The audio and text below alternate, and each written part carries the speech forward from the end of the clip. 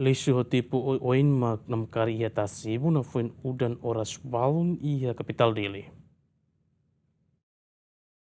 Dili nudar capital nação no sai centro bati muruan hotu atau halau atividade ia dili hanesan halau negócio escola serviço no mos halau atividade sira seluktan. Mas be cidade dili se enfrenta hela questão lisu e a nebe lisu continua sai problema sério ba governo no autoridade município dili atu buka solução.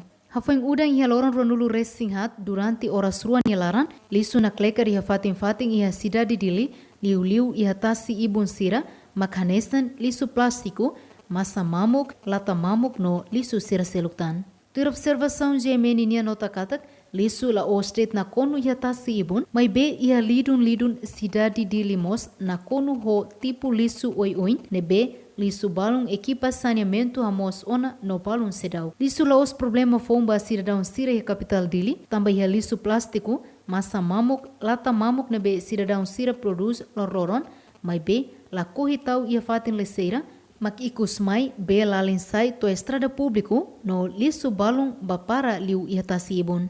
Lisu ni impacto ida makoin hira tempo udang hamosu moras oi hanesang malaria, dengue, diarrea, no mos moras seluktan, liu foi impacto balabarik sira, tamba lisu fatin susu katumoris, nune fácil ba ema atu hetan moras liu ba labarik sira. Tamba comunidade balon sedau kia consciência, horiso é lisu ia nia fatin ka liseiro, nebe estado prepara ona, mas be soe fali ba valeta no motalaran.